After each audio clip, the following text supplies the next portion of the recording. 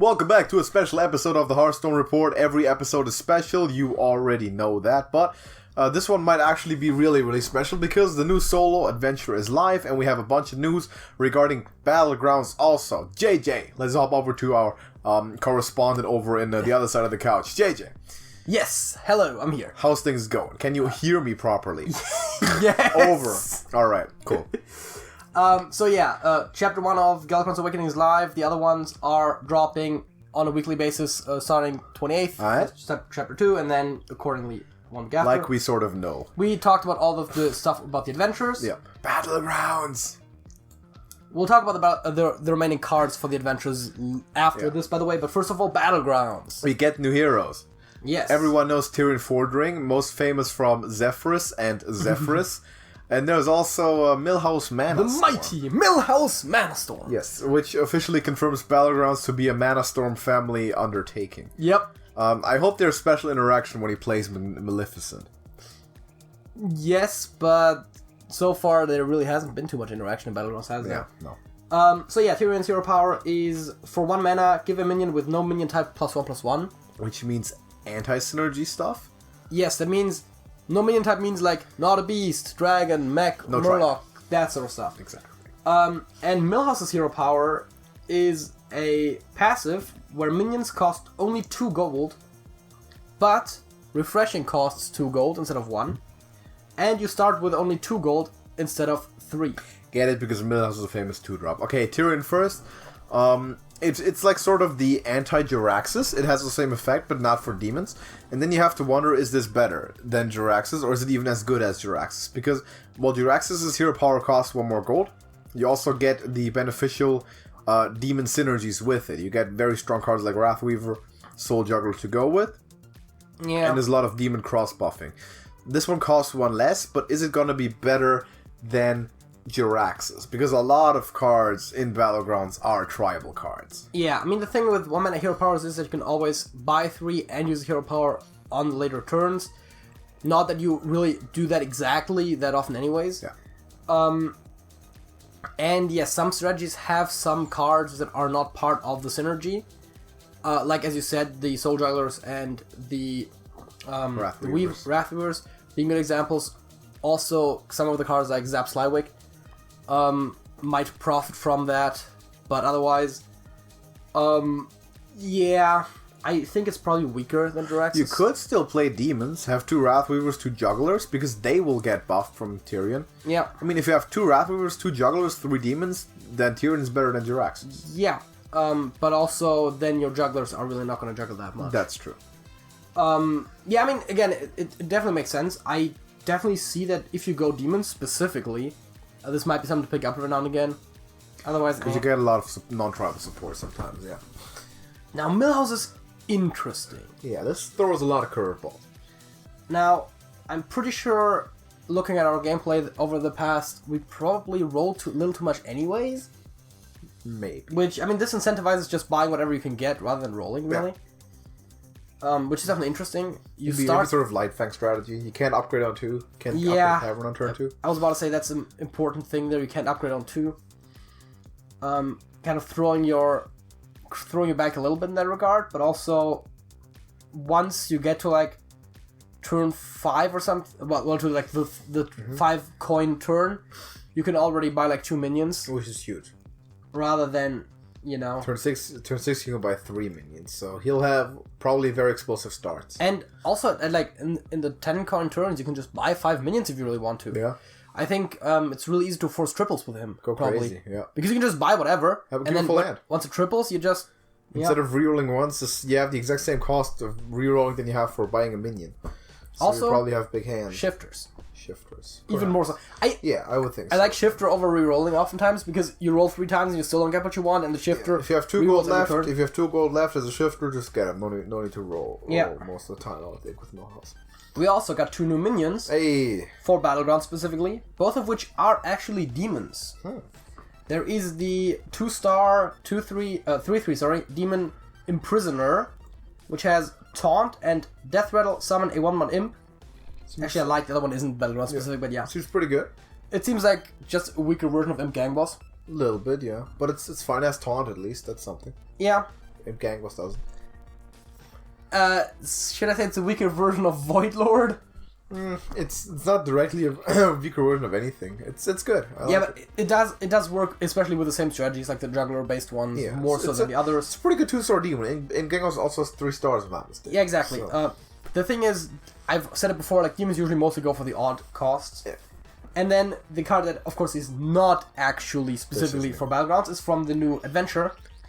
Is 1-star, 2/1 demon. Death Rattle gives this minion's attack to a random friendly minion. That's good, because you can also buff it up. Say this, you buff this up to be like a 10/10 or something, you put it for a spot. It dies, it gives 10 attack to another friendly minion, which is pretty significant. Exactly, so it's one of those just Death Rattle buffs that is pretty nice.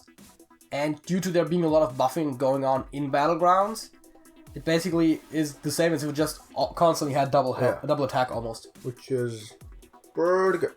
Pretty good. Additionally, Voidwalker has been removed from the Battlegrounds minion pool.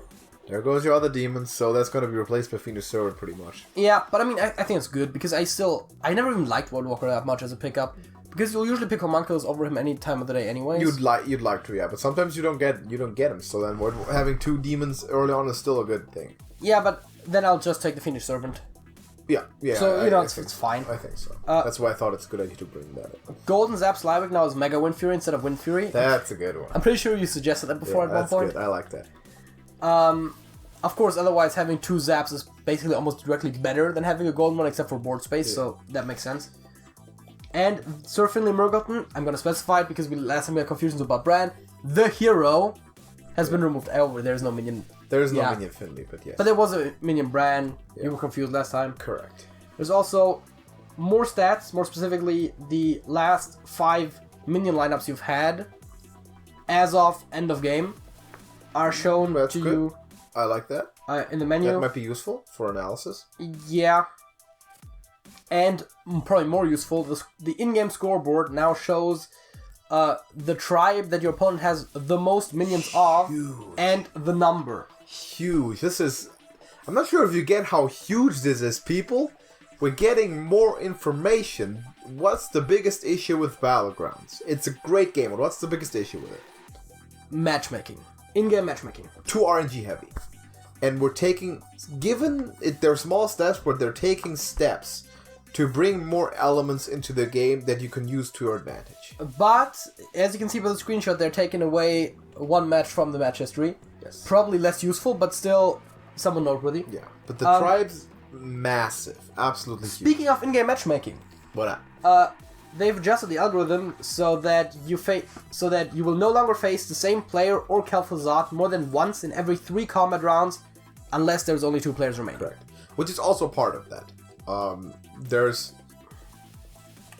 Unless there's only 3 players remaining, I would guess, because otherwise you'd have to face. Is there 3 players remaining? At least every other round. You know, like say number 3, you face 1, 2 Kel'Thuzad in that order. Just 3 players there.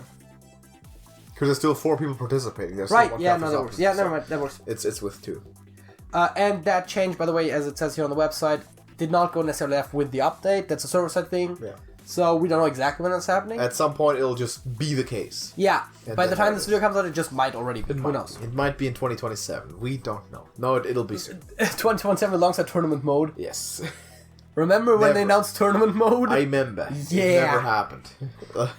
We'll be at Trash Bowl 40 when that finally. To be fair, tournament mode would also make sense because they're trying to restructure the friends menu so that you can actually schedule that you're gonna go into a Battlegrounds game with more than 2 people. Yeah. So that would be massive. Those 2 systems seem to kind of coincide a little bit. Maybe they're working on that secretly. Anyways. In Area 51. I don't know. Bug fixes and improvements. Good. There's a bunch of them. Always good. Read through them. Link to this article, by the way, is in the description. It's a lot of good stuff. Little bug fixes, little improvements, quality of life. Yeah. You always like to see it. Battlegrounds is getting a huge update and a very, very good one. I love this. I think this is a great change. Yeah, I mean, all of the actual updates that they've done to, like, the mechanics and, like, what you can see is all very nice. The heroes, the minions, pretty cool, but yeah. But yeah, the interface, the more information, absolutely massive. Taking steps from the very RNG heavy, a little bit more balanced. I like it. Let's get into the meat and potatoes. What do we got? New cards. We got all of the new cards from the adventure. We're going through them by class rather than by order in which you can get them, because honestly that doesn't matter as much, but there is a link to the article with the exact list, what you're getting where, in the description as well. From the adventure. Go check it out. What do we got? Well, we already talked about some of these, so we're just going to go through the new ones. Steel Beetle. Hey. It's a beetle. It's a 2-mana 2/3 beast. It's a beast. Like remember? Like other plated beetles. Yeah. Like exactly like plated beetle. If you're Battlecry, if you're holding a spell that costs 5 or more, gain 5 armor. That's really good. It's obviously better over Crocolisk, and yeah, this is obviously a reference to Plated Beetle, which gave you 3 armor as a death rattle. Unconditionally, yeah. I like it. I would compare this, to that, and also just this goes in theory in the same decks as like Anubis Seth, but also I don't see that there really being a deck right now that would do that. It's probably not good enough to go into token if you consider. No. This would probably compete with Dendrologist, and then it's sort of a question like, would you rather want a spell or do you want 5 armor? I probably want the spell in token. Yeah, I want the card advantage. Token Druid, at the end of the day, even though it is very sustainable, is still a more aggressive deck. Yeah. So armor doesn't matter as much. Correct. That being said, I think we talked about Fresh Scent already. Yes, we did. Which means that we have the Chop Shop Copter. Ooh, boy. Say that 5 times fast. After a friendly Chop Shop Copter, Chop Shop Copter, Chop Shop Copter, Chop Shop... Ugh, the last one wasn't perfect. Yuck. Anyways, 3 minutes. minutes. The 4th one. After a friendly minion dies, add a random mech to your hand. After a friendly mech dies, add a random mech to your hand. 3 mana, 2/4 mech. Seems interesting. So Mech Hunter coming back right at you? Yeah, 1 point understated, and it recycles mechs. Is it enough to put Mech Hunter back on the horizon? Maybe. Perhaps. I mean, Mech Hunter was relatively strong around like the Rise of Shadows for time. a while, yeah, when you had the bombs going. And I mean, other decks. For now, it seems that just flat out Face Hunter is better because it does the same thing quicker. The thing is also that other decks get stronger, and this one so far hasn't. But now that it has, maybe a little bit. Perhaps. Dragon Hunter. Rottennest Drake, 5 mana 6/5 dragon, so vanilla stats, and it basically says Battlecry Deadly Shot. That's what it says. Boy. If you're holding a dragon, well, actually, if you're holding a dragon, then Deadly Shot. Sorry. If you're holding a dragon, destroy a random enemy minion. This is an insanely powerful card. If the deck is given. This card is limited in its insanity, mostly by the class that it belongs to. Yeah, but whenever I hear dragons and hunter, I always think that Emerald is pretty cool. It's pretty cool. Has never worked though, unfortunately. Yeah. That's the thing, and that's exactly what the thing is. Dragon Hunter. Yeah. Does this go in Highlander? I don't know, man. You're holding on to some dragons in Highlander. Got Dragon Queen. And you also got the Primordial Explorer. Yep. I don't know. You sometimes have Brightwing. If you feel like it's gonna have to be something that just proves itself in practice. People are gonna run it in Highlander for sure because it looks like an insane card. And if it's worth it, this might be a very good one. Yeah, I think we talked about Arcane Amplifier earlier and definitely about Reno. Yeah. But we have not formally talked about Animated Avalanche. Speaking of insane cards. Which is a 7 mana 7/6 elemental with Battlecry. If you've played an elemental last turn, summon a copy of this. Excuse me? What? That's insane. Like, that is nuts. That is nuts if there is now enough elementals to really make that work well. That is absolutely crazy. Because elementals have always been one of those things that's kind of always been on like the edge of playability, but never quite, usually not quite there. Yeah. And with Angora not being in, there's not that many elementals actually. Wow. So it seems pretty good. Hopefully we can make it happen. Because there is a side quest that goes with this. There is obviously the Arcane Amplifier, and there is a couple of other elementals. Man, but not that many. I don't like where this is going at all. Because both of those minions are so, like, unhingedly overpowered. It's, I mean, if a deck comes to somehow be that would use those cards and they fit in, that's going to be a reign of tyranny. I mean, we don't want to see any of that. Wow. I mean, this looks just, this looks, I can't even fathom that they would print a card like this, honestly. I mean, it's just stats. It's 14/12 for 7 mana? It doesn't have Taunt, it doesn't have Rush. Oasis Surger is arguably crazier. What? No, it's not. Oasis Surger is not even Oasis Surger. Once you have the quest done, like that's just way stronger. It's so much though. Or like even Hidden Oasis, like all of the quest druid stuff is way crazier. Like, and the condition is way harder, and it's not even that. But like this, because you just have to play an elemental the turn before, and elemental decks do that. Yes, but also again, because you have to still live through the turn and not face any board clears, because otherwise it just doesn't do anything. Printing this card seems like absolute lunacy to me. I can't fathom it. I mean, it's not bad. Don't get me wrong, but I don't think it's as crazy as you think it is. It might be the strongest card I've ever seen printed. It's crazy. It's insane, man. It's 2 minion for like with the given condition. If you built the deck around it, it's basically just a battle cry. That's unfathomable. Like what used to be a thing is you get a 1/1 and summons a 6/6 for 6 mana. You know, like Big Time Racketeer. Well, yeah. Now you get 2 6-mana minions for 7. Well, that's unconditional and neutral. This is basically unconditional in a fitting deck. I mean, it's as close as it gets. Wow. I don't know. Pray that this doesn't happen. Pray that this deck does not come to be, because this will be... This will end Hearthstone for the rest of the expansion. Yeah, no, you're wrong. Doubt. This is insane. Remember Spreading Plague? Yes, I remember Spreading Plague. Like, that puts more stats on the board, especially in health, and they have Taunt. But much less balanced stats. They were 1/5. Which is worse for aggro decks to kill, because here's the thing, right? If this deck comes to be, like, oh, I have big stats on turn 7 that have to live to turn 8. Like, it's like, imagine this. You're not living to get to turn 8 if you face aggro. Imagine this in a deck with Amplifier too.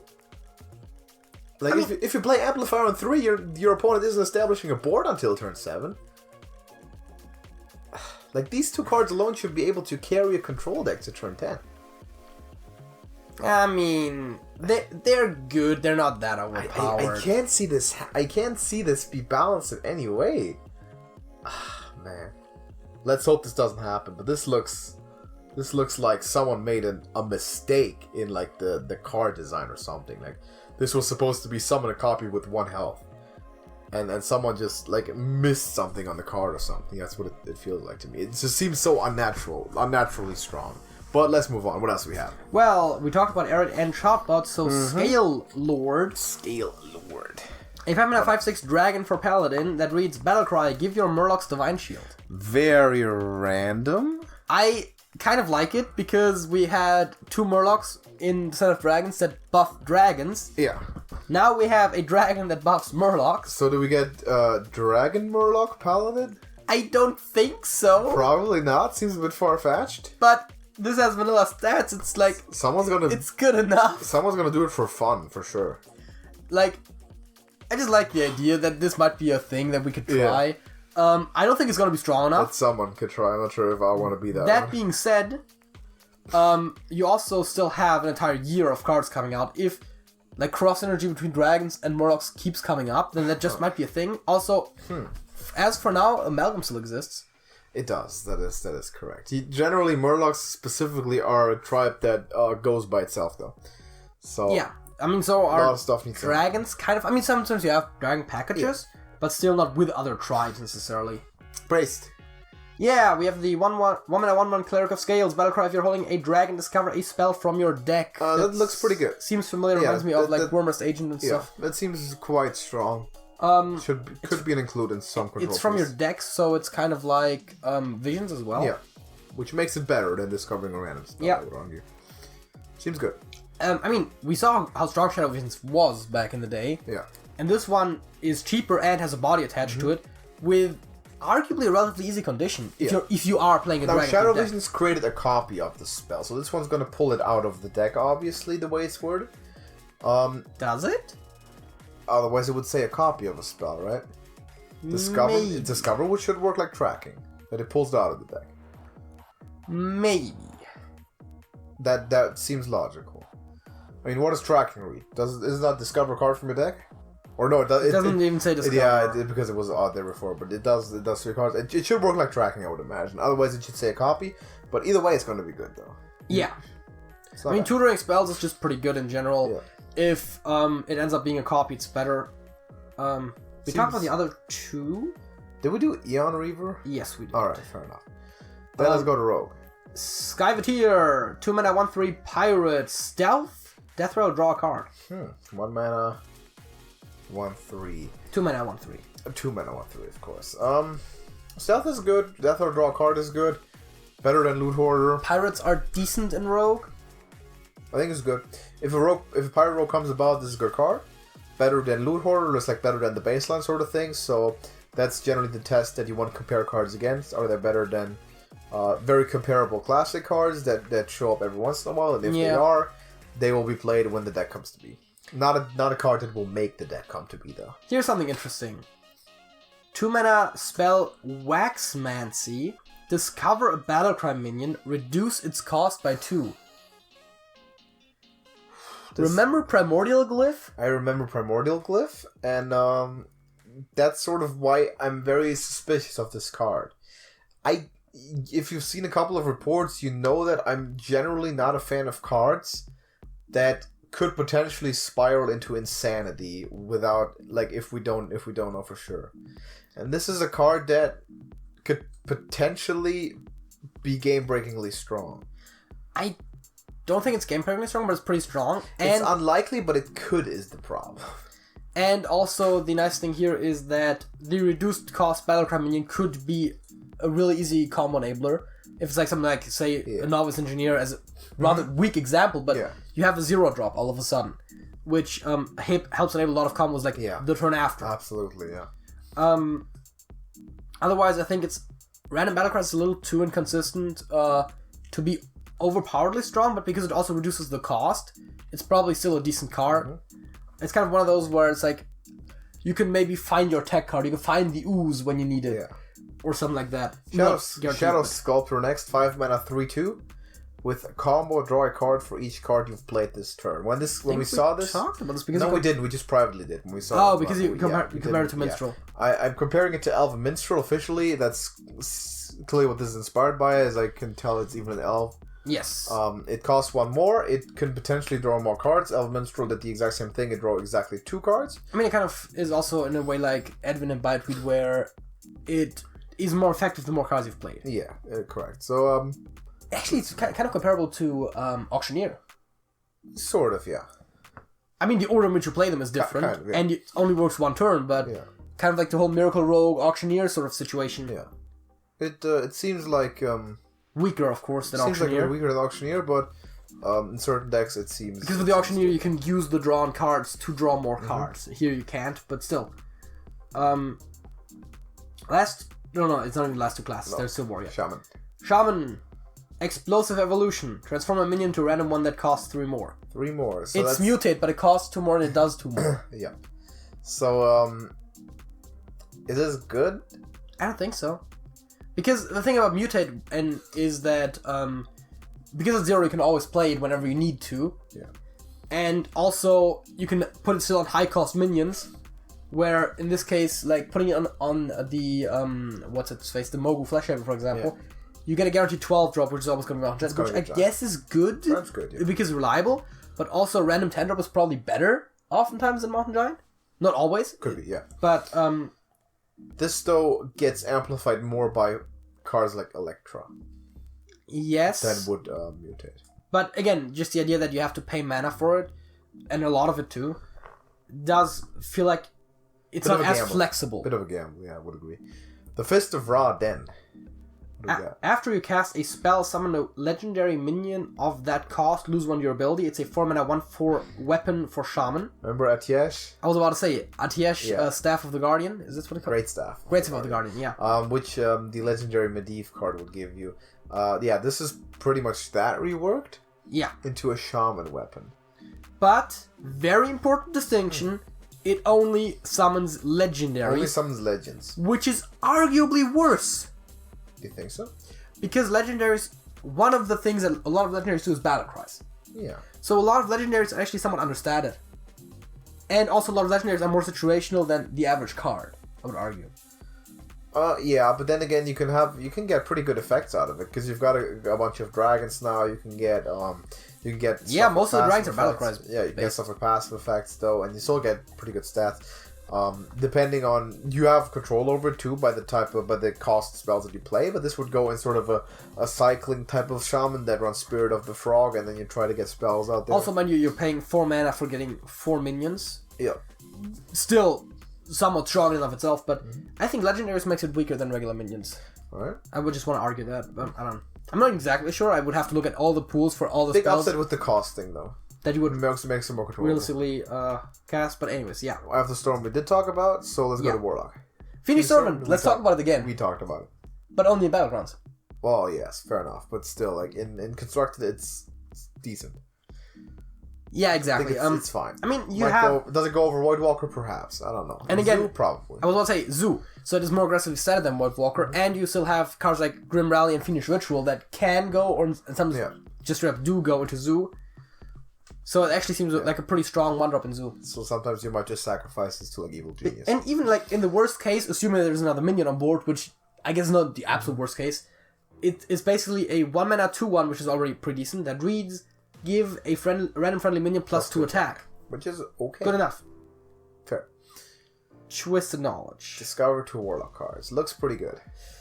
I'm not sure what to think about it. Because I mean, getting 2 cards for 2 mana is pretty good. You get to discover them and stuff from your deck, which makes it weaker, but you get to discover them, so it's probably fine. But also, like, Warlock very much does Control and Zoo as, like, the 2 main things, which, like, don't have that much overlap.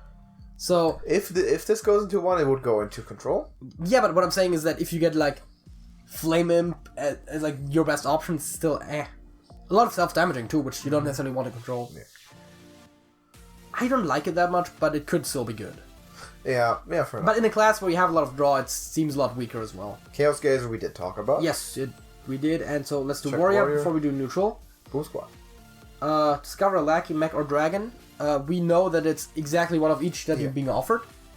I mean, it's good. I think this is very interesting, yeah. It's very versatile. You have had situations where people would play Omega Assembly before turn 10. Yeah. You would also have...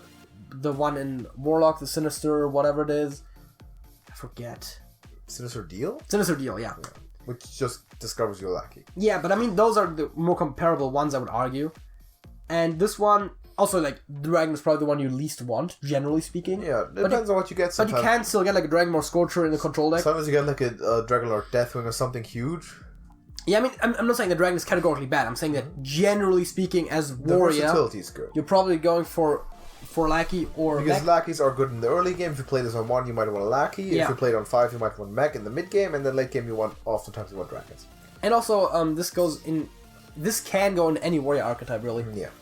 Maybe not Pirate, because not Pirates, but like another one. A straight up aggro Warrior. A lot of the mechs and Lackeys are good.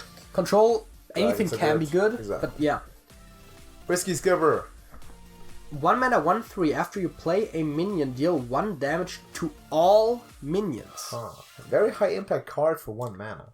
It's Wild Pyromancer, but for minions. For minions, yeah. And it's really interesting with, I'm just gonna read the next card really quickly. Yeah. Bomb Wrangler, 3 mana, 2/3. Whenever this minion takes damage, summon a 1/1 Boombot. So you want to go like Skipper and Bomb Wrangler? I'm not saying it's like straight up the way to go, but you have a lot of the stuff that likes being damaged in war. Yes, you can pull significant combos off if you play double Skipper, double Wrangler. And I was about to say, like, get a bunch of damage out of it. Whenever you play a minion, the Wrangler will take damage, summon a Boombot, and all existing Boombots will be killed. Correct. Looks pretty... Dealing damage to your opponent. Seems pretty interesting. It does go reasonably well together. Yeah. Seems interesting for sure. I'm curious to see how this goes. I'm on both of these, I'm not sure how good they are, although Bomb Wrangler seems pretty decent at the very least. Yeah. Risky Skipper is harder to evaluate, but they definitely both seem very interesting. Oh, for sure. Alright, let's hop into neutral. Which brings us into the remaining cards, the neutrals. Licensed Adventurer. Did we talk about this? I don't... No, I don't think so. The thing is, we sometimes talk about cards privately, which makes it... Yeah. If you control a quest, add a card to your hand. 2 mana, 3/2. Yeah, we compared this obviously to Questing Adventurer, and is this better or worse? I think it might be very slightly worse. Generally, I would argue it's worse, but also there's probably decks where you just go, why not run both? Yeah. Skydiving Instructor, 3 mana, 2/2, Battlecry, summon a 1-cost minion from your deck. Flashbacks to patches, of course. Yeah. What 1-cost minion would you really want to pull with this, though? That's the question. Also, this will be easier worded as a recruit, but let's not get into that. I mean, I could see this in some aggressive deck where you have overstated 1-drops with negative Battlecries like Flame Imp. Yeah. But even then, it's kind of at best because it's in and of itself is relatively understated. So, like, maybe like a fringe optional inclusion in Zulok, but that's about all I see for it, really. Escape Mana Saber is very interesting, though. It's a 4 mana 3/5 beast with stealth, which is really important in this case. Whenever this attacks, gain 1 mana crystal this turn only. Remember Floop's Glorious Gloop? I pulled up an insane combo with it recently in Token Druid. But this thing can only attack once per turn, really. Yeah. It's comparable, arguably, to like just getting a coin activation. Sort of, yeah. But it only is 1 point understated, and it has stealth, which in and of itself is pretty decent. That's pretty good. I mean, comparable to like Stranglethorn Tiger, which is not great, but because of the effect, the stealth is really good. Because you want it to get to attack. Is it like Burgly Bully? Is that the same effect, actually? Didn't Burgly Bully add 1 coin to your hand when it attacked? Yes. So that's basically the same Comparable effect, yeah. Coin is actually a little bit better because you can retain it for next turn. Yes, but also having stealth makes it a lot better. Stealth is good. So, I think this is a pretty decent card. The question is just where will it see play? Yes. Also, Beast Energies if it does go into Hunter somehow. Sure. Frenzied Felwing. 4 mana 3/3 Demon. Costs 1 less for each damage dealt to your opponent this turn. So if you just smack something, you can play this for free. This seems pretty good. I mean, it feels like this can go into any given aggro deck. It does, right? Maybe it's Zoo. Zoo seems sensible. Yeah, I mean, again, but anything that can really, that's aggressive enough, that can just, like, any aggro deck will it could go face hunter, take a free 3/3. I'll press the hero power, it costs 2 now. Yeah, which is already overstated. Yeah. And like play Arcane Shot or something on top of it, or just hit with one of your minions. Seems like this would go into Face Hunter, but we will definitely see. We talked about the legends already, so Boom Pistol Bully is next. Boom Pistol Bully, 5 mana 5/5 Battlecry enemy. Battlecry cards cost 5 more next turn. I like this. Interesting. It's a tech card. It reminds me of something like Lothab, but for minions, Battlecry minions. I find this very interesting. It's like a combo disruption sort of thing. Yeah. I mean, it's a tech card. Yeah. It's a good tech card against something like Quest Shaman. Yeah. Shadowball Shaman, yeah. That sort of thing. And, I mean, the nice thing about it, as opposed to some other tech cards, is that almost every deck will have at least one Battlecry minion in it. Not much of a downside either. With the stats. One stat point, yeah. Ooze is better in terms of no downside, but, like, this can disrupt almost anything, and in a meta with a lot of lackeys, they're all Battlecry minions. Yeah, lackeys, right. Like, don't forget about lackeys. Lackeys. And speaking of Battlecry minions... Hailbringer! The last one, 5 mana 3/4 Elemental. I like putting out elementals. Battlecry, summon 2 1/1 ice shards that freeze. They are 1 elementals that read, when something's damaged by this, freeze it, kind of like water elemental. Correct. Looks pretty good. I'm gonna... just quickly for camera purposes, was hoping that this was there. Yeah, there we go. Looks pretty good. Yeah, I mean, looks kind of annoying too. Yes, and you do get the exact total stats as vanilla stats. Little more susceptible to damage-based board wipes, of course. But the freeze any character damaged by this minion is a pretty good effect. You get to pretty much freeze 2 things once, but that's still like Ice Lands, the freeze part, or like the freezing potion. Yeah. There's a bunch of 0 or 1 mana freeze effects. Yeah. So I'm generally not a big fan of the freeze mechanic as a whole, but that's sort of what it is. I think for what it is, it's a pretty good minion. Unfortunately I think it will be quite annoying. It's not going to be a minion that I'm ever going to like, but the concept is definitely interesting. Also, the art reminds me of Geodude, but that's neither here nor there. What? Geodude, the Pokemon. He said that as if that was the most common knowledge on planet Earth. Like, the Pokemon, JJ. Have you not heard about the Veil? Come on. It's one of the original 151. Yeah. Yes. Oh, sorry for not learning that list by heart. I'm not terrible. We're done with the list, man. That's all the cards. Yes, we are. That's the whole report. Thank you for watching. It's been a long one, but we had a bunch of news. I love the Battleground changes. Good stuff. Mage is about to kill all of ladder. I'm predicting it. A month from now, 80% of the ladder will be Mage. Elemental Mage. If that deck happens, it's going to be Odd Paladin levels of madness. Let's hope it doesn't. Happen. Like, put good prayers in the comments that it does not happen. Like whatever spells you can cast to repel elementals, do it. Because if that happens, the way that World War III just went down in my mind, in a way, Hearthstone's over party at TrashcanTV headquarters next month. Everyone's invited, but let's hope that it doesn't come that far. But thank you for watching this video. Drop a like on it if you did enjoy it. Let us know what you think about the new cards. Battlegrounds changes, absolutely amazing. I love them. And what do you think about the solo adventure in general? Have you had some fun playing it? Which side do you prefer? And what is your favorite boss or whatever? Let us know in the comments. By the way, we're also playing that, of course, so if you're interested in seeing that. Its first part is out by now, and second part will be out somewhat soon. Check that out on the channel. As well as the Trash Bowl tournament, which is currently going on. We got some heated battles rocking in the European and the American Conference. Big time Elite Hearthstone being played. You do not want to miss that, so definitely subscribe to the channel and check back for those games on a daily basis. Also join our Discord server. Link to that is in the description. We provide reminders for all the videos we upload, as well as you can just hang out with us and our community, talk Hearthstone and different types of games for fun, and just hang out and have a good old time. So, thank you for watching this. Until next time, JJ. That's it. That's it.